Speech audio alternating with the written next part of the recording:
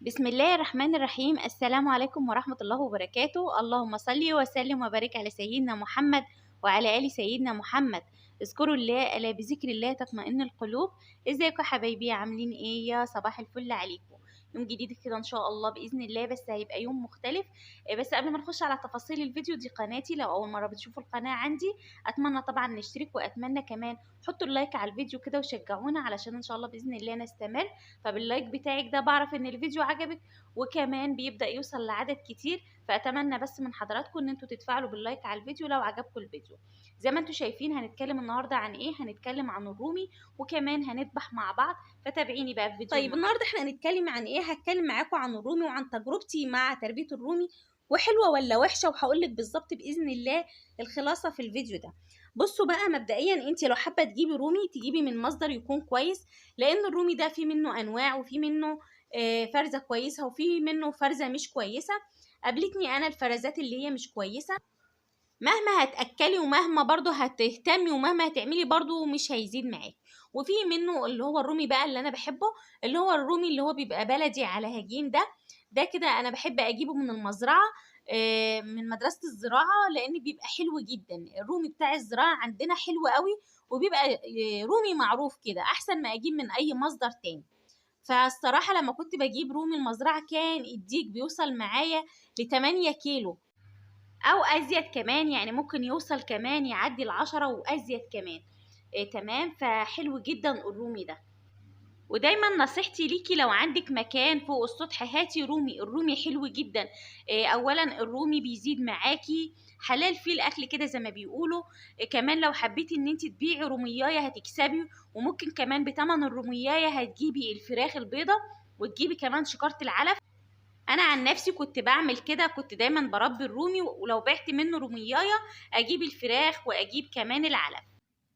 بصوا بقى، حابه بس اقول لكم على حاجه في فيديو النهارده. انا بشجعك ان انت تجيبي الرومي زي ما انت شايفه هنا كده. انا بدات اذبحه. هو الرومي لما بتيجي تذبحيه بيبقى ليه طريقه مختلفه عن ذبح الفراخ البيضه او البط والكلام ده كله، ليه ذبحه كده معينه.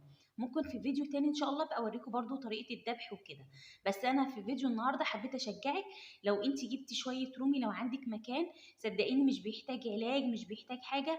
هو الرومي اكله عادي، بتبداي تاكليه كده في الاول، وبعد كده بتبداي تعملي له خلطه. هبقى اعمل لكم برده فيديو بالتفصيل ان شاء الله باذن الله من اول يوم انا اكلت ايه ولحد مده معينه، ان شاء الله هعمل لكم فيديو. طيب الهدف من الفيديو ده ايه؟ زي ما قلت لك ان انا بشجعك كمان تذبحي كل حاجه في بيتك. لو انت هتطلعي ديك زي ده وهتذبحيه وهتنضفيه هيبقى مبلغ كتير. فانت دايما عودي نفسك اتعلمي الذبح، اعتمدي على نفسك في كل حاجه. دايما الديك ده بيشرفك في عزومات، بيشرفك في كل حاجة. الناس اللي بتقول عايزة تعمل مشاريع من بيتها اعملوا رومي، بس نصيحتي ليكي لازم يكون رومي كويس، يعني لازم يكون رومي كده ثقة، علشان ان انت يديكي اوزان كويسة. الرومي اللي انتوا شايفينه ده مش رومي ابيض اللي هو بيشيل 25 كيلو الكلام ده، لانه هو رومي بلدي على ابيض. يعني هو نوع الرومي ده كده. تمام. فطبعا لو انت حابه تجيبي مثلا رومي من اللي هو بيشيل وزن 25 كيلو وازيد، هاتي منه مفيش مشكله خالص. وطبعا في الرومي كمان في رومي بيرقد. تمام. في رومي اللي هو رومي المزارع ده، ممكن كده تبصي تلاقي الرومي بيرقد. هبقى اعمل لكم ان شاء الله باذن الله فيديو تاني برضو ازاي تخلي الروميايه ترقد وكده. فان شاء الله هخليها في فيديو تاني. طيب هرجع اتكلم معاكم. الرومي مشروع حلو قوي، انا انصحك بيه. وانصحك كمان خلي الرومي عزيزيه لوحده في اوضه. في ناس بتحط الرومي مع الفراخ البلدي والكلام ده كله. دايما خلي الرومي لوحده. على فكرة البيض بتاعه حلو جدا برضو. وطبعا ممكن انت حتى لو حابة تاخدي البيض ده، لو عندك مثلا ذكر وعندك نتايات وكده، ممكن ان انت كمان تاخدي البيض ده توديه اي معمل، حتى لو الرومياه مش بترقد عندك. لو انت عايزه تطلعي وعندك سلاله حلوه، خدي البيض بتاعها وديه كده اي معمل، هيبدا ان شاء الله باذن الله يطلع البيض ده. وطبعا انت بتتفقي معاه على السعر، يعني ممكن ان هو ياخد نص مثلا البيض، او ممكن مثلا تدفعي فلوس على حسب. طبعا الرومي ما بيبقاش فيه دهون ولا اي حاجه. اللحم بتاعه بصوا خطير، يعني مهما اوصف لكم في جماله انت لازم تجربيه. طيب انا عن نفسي الرومي ده انا بعمله كمشروع كده دايما عندي، ما بزودش عن 3 او 4 روميات. اكلهم عادي خالص، مش هتحسي بيهم زيهم على فكرة زي الفراخ البلدي في الاكل. اي حاجة ابدأي اديها للرومي مفيش مشكلة. طبعا الرومي بقى ممكن يجي معاكي شوية مشاكل عنده كمان في الصيف علشان الحر الجامد، فدايما خلي الرومي عندك في أوضة بحرية، لان زي ما قلت لكم كده الرومي بيتحسس من الحر خالص، فحاولي على قد ما تقدري تكون اوضه كويسه جيده التهويه. تمام. طيب الرومي بقى من تجربتي فيه بيعشق البصل. انا عايزاكي على طول دايما دايما ادي الرومي بصل. البصل ده مضاد حيوي، البصل ده فاتح شهيه، البصل ده حلو جدا جدا معاكي للرومي، فدايما دايما استخدمي البصل. الرومي ده انا بجيبه عمر يوم كتكوت عمر يوم. برضو كل ما هتخلي الرومي يتاخر معاكي شويه هيبقى احسن. تمام. كل ما بيكبر معاكي شويه في الطعم بيبقى بصي حاجه كده جميله. ما تذبحوهوش وهو طري، اذبحيه كده وهو كبير. في الطعم طبعا بيكون مختلف. وزي ما قلتلك لو اهتميتي بس بالبصل والثوم والحاجات دي مش هتحتاجي بقى ولا فيتامينات ولا كالسيوم ولا فواتح شهية ولا الكلام ده كله.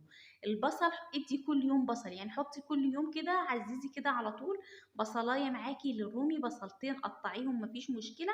طبعا انا دايما كنت بنصحكم لما مثلا موسم البصل يبدأ يطلع خزني لك شوية للطيور، انا كنت بعمل كده الصراحة، يعني كنت دايما ببقى عاملة حساب الطيور معايا في البصل، فما فيش مشكلة خالص. طيب في مثلا سوق الخميس ممكن تلاقي، او بقى مش عارفه السوق بيبقى عندكم يوم ايه، ممكن يكون شويه بصل كده صغير، شويه بصل فيه كام غلطه كلام من ده، ممكن تجيبيه بقى للطيور وكلام من ده بيبقى حلو. بصوا هنا شايفين بسم الله ما شاء الله الرومية عامله ازاي. تمام. هبدأ برضو هذبحها كده، بوريكم كده برضو طريقة الذبح. بصي انت لازم تضمي الايدين كده والرجلين زي ما انت شايفة وتدوسي بقى. وطبعا لازم يكون حد معاكي، بس الصراحة انا برضو بذبح لنفسي، يعني الحمد لله انا بذبح لنفسي. بتاخدي الرجل مع الجناح كده اهوت زي ما انت شايفة، والرجل مع الجناح التانية وتدوسي كده وتسمي الله وبتقومي ذبحة مرة واحدة.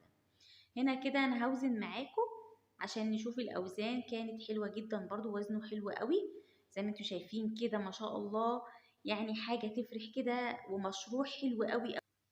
ولو جبتي كمان 5 روميات واهتميتي بيهم وظبطتيهم والله العظيم هتاخدي منهم مكسب، بصي مكسب 10 على 10. هنا برضو انا ذبحته كده وبدأت ان انا انضفه زي ما انتي شايفة كده، كل ما بيبقى كبير شوية بيبقى حلو، بس طبعا مش عجوز، يعني الرومي ده مش عجوز معايا ولا حاجة، انا بذبح على 7 شهور 8 شهور كده، ما بزودش عن كده. حتى ضوافره كده مش طويلة، وبصي بيبقى حلو قوي اهو. ببدأ كده ان انا انضف، تنظيفه من اسهل ما يكون. انت دلوقتي لو رحتي نظفتيه مبلغ، يعني هتخشي لك في مبلغ، طب ليه انا انضف في بيتي وكمان اقطعه زي ما انا عايزه. اوريكم دلوقتي وانا مقطعاه. دخلوا الخير في بيوتكم حبايبي، دايما بقول لكم هاتي كل حاجه وربيها، مع الوقت بتبدأي تعرفي كمان تربية الرومي، تربية البط، تربية الفراخ البلدي. أنصحك دايما دايما لازم يكون على السطح عندك رومي، لازم، ما ينفعش سطح من غير رومي. اهوت بصوا انا هبدأ بقى كده هقطعه معاكم وهوريكم كده الشكل النهائي. يا رب فيديو النهارده يكون عجبكم واديتكم حتى بس طاقة كده وشجعتك ان انتي برضو تجيبي الرومي وتربيه. استنوا ان شاء الله في فيديوهات تانية، لو عجبكم الفيديو هنزل لكم كمان خلطات كتيرة كنت بعملها للرومي، وهنزل لكم حاجات كتيرة. وانا كده قطعت كده، اشوفكم على خير، مع الف سلامة.